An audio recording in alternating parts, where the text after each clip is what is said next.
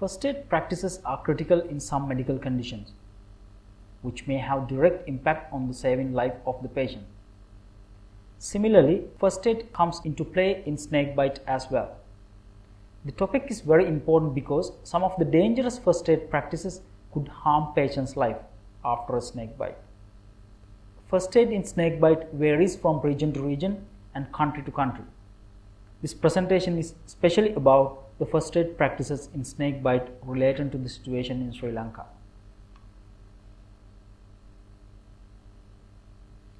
This lecture talks about what is a snakebite and what happened during the bite, why first aid is important in snakebite, and what not to do and what to do. Finally, we'll talk about the explanation for first aid practices and how the practice would benefit to patients. Bite of a snake is defined as snakebite. Bite could occur by a venomous snake or a non-venomous snake. If the bite occurs due to non-venomous snake, no venom injection happens and teeth marks, tissue laceration could be possible due to the action of the snake teeth. Python is a non-venomous snake, but bite could result in deep, extensive lacerations. Sometimes asphyxiation injury occurs due to python snake attack. Constriction action of python in human may result in hypoxic death. Venom injects into the tissues during the venomous snake bite. Fang penetrate the tissue at the bite site and venom distributes into the local tissues and the circulation. Action of snake venom is wide. Various local and systemic effects initiate after a venomous snake bite. Some venomous snake bites do not produce any clinical features.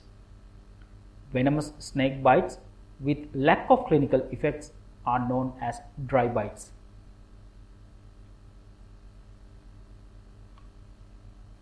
What kind of injuries is possible in snake bite?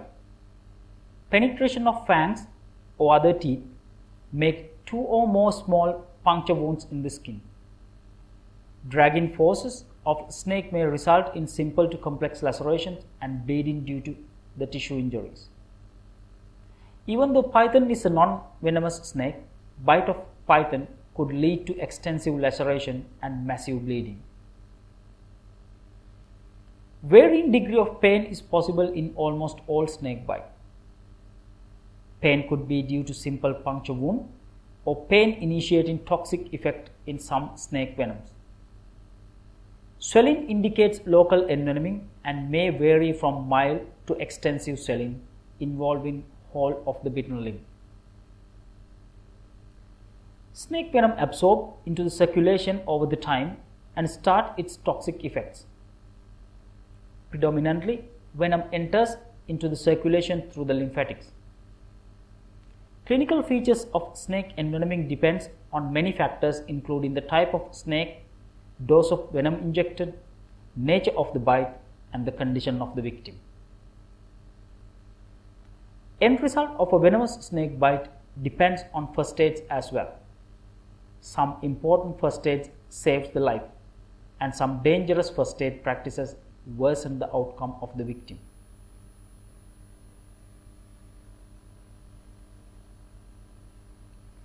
Goals of first aid practices in snake bites are very important to understand.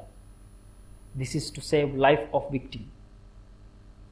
Under this main aim, minimizing the psychological trauma and other systemic toxic effects and prevention of local tissue damage are lining up. Indirectly, effective first aid practices facilitate early envenoming diagnosis and effective treatments. Before talking about what we should do after snake bite, it is important to know about what we shouldn't do. Creating a fear and agitation in the patient should not be done. Mobilization of the patient should be avoided. Administration of local or oral medication prior to the medical advice is harmful. Manipulation at the bite site leads to serious complications. Cutting, sucking, squeezing and keeping various stones should be avoided. Administration of high potassium containing fruit juice and king coconut water aggravates the damage caused by snake venom to the kidneys. Insufflation of unapproved medication is a dangerous first aid practice in some part of the Sri Lanka, which is very dangerous. Application of tight tourniquet above the bite site is also a common first aid practice, and the danger of it is proven but not the beneficial effects. Indigenous medicine practice are common in many parts of the world, especially for snake bites. Many of these treatment methods have not been sufficiently proven yet. However, the dangerous aspect of some of these methods have been documented. Therefore, dangerous first aid method should be avoided in snake bite to save the lives of the patient.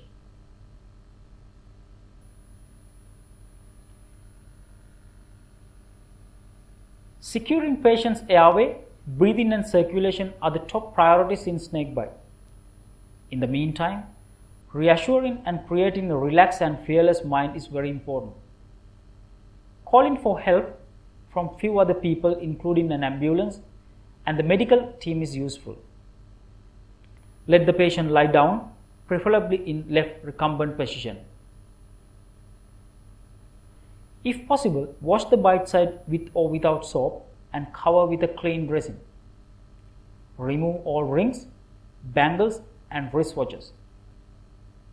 Administration of paracetamol for pain relief does not harm the patient. Immobilization of bitten limb with a splint and an elastic bandage is recommended. Use most comfortable, fast available vehicle to transport the patient. Carry the patient to the nearest hospital when there is no vehicle facilities are available. Understanding of basis of each first aid practice is critical to avoid any harm to the patient. Securing airway, breathing and circulation is vital for many first aid practice, as they save the life of the patient until reached to the hospital. Sudden cardiovascular collapse has been reported in Russell Swiper bite, and the respiratory paralysis is common following crate envenoming. Reassurance of patients minimizes the psychological stress, slow down the speed of circulation, decreases the local blood supply to the bitten limb, and hence slow down the systemic venom absorption. Rest and relaxation are important to keep the patient physically inactive, which reduces the speed of circulation. Hence, local blood supply would minimize and slow down the venom absorption.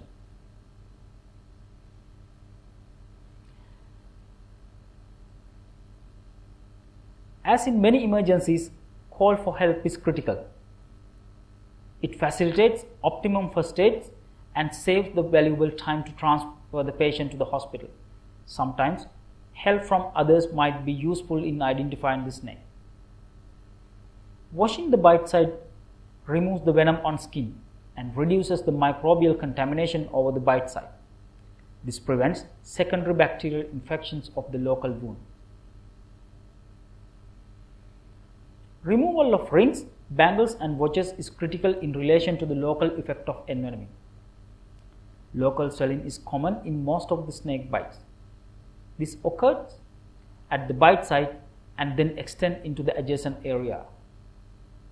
External blockage by rings, bangle and watches in swollen limb aggravates the fluid collection distal to the blockage.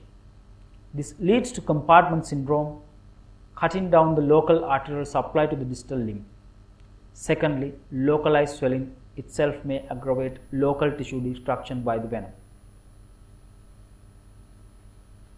Non-steroidal anti-inflammatory drugs are dangerous in snake bites. Some snakes' venom have toxins which affect the renal functions. Administration of NSAIDs may also deteriorate the renal function. Furthermore, NSAIDs facilitate the bleeding tendency of the victim, who is already in a risk for bleeding due to the action of venom. Therefore, paracetamol is the only recommended first aid for pain relief after a snake bite. Opioid analgesics also have harmful effects in snake envenoming. Respiratory paralysis is a known effect of crate envenoming. Therefore, administration of opioid drugs will aggravate the risk of respiratory depression during crate envenoming. Medications do more harm than good in a situation of snake bite. Therefore, it is highly recommended that administration of medication without medical advice should be prohibited. Snake venom absorbs into the systemic circulation through the lymphatics. Lymphatic flow in the affected limb depends on the muscular pump. Immobilization by resting, splinting and application of firm compression bandage keep the muscle of the limb at rest. Lack of muscle pump lowers lymphatic flow and reduces the systemic venom absorption.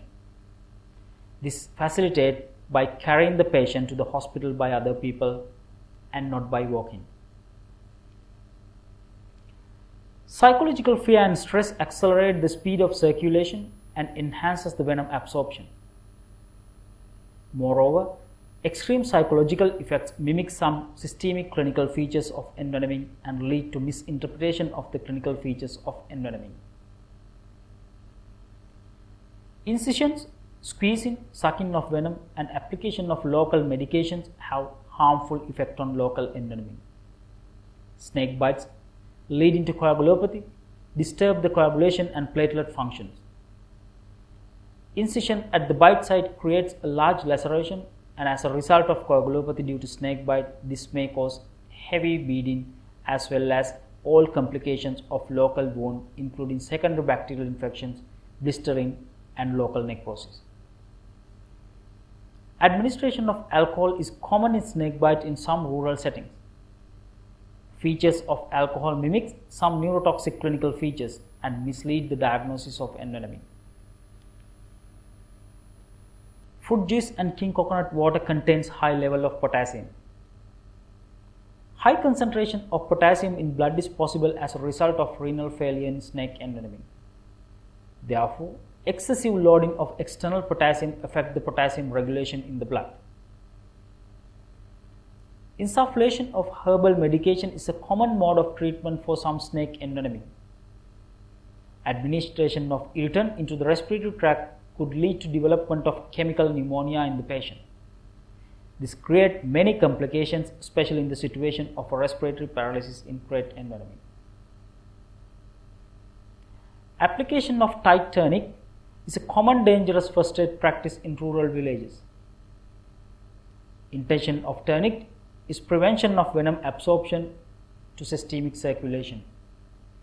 The beneficial effect of tourniquet have not been proven yet, but the harmful effect of tourniquet is well documented. Tight tourniquet cut down the circulation to the distal part of the limb, and necrosis is possible due to the hypoxic effect than the effect of venom itself. Main intention of first aid in snake bite should be not to harm the patient.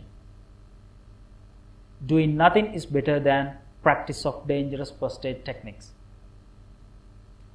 Transfer the patient to the hospital as soon as possible, and it is not recommended to bring the offending snake to the hospital as it has minimum effect on the treatment. This concludes this presentation, and thank you.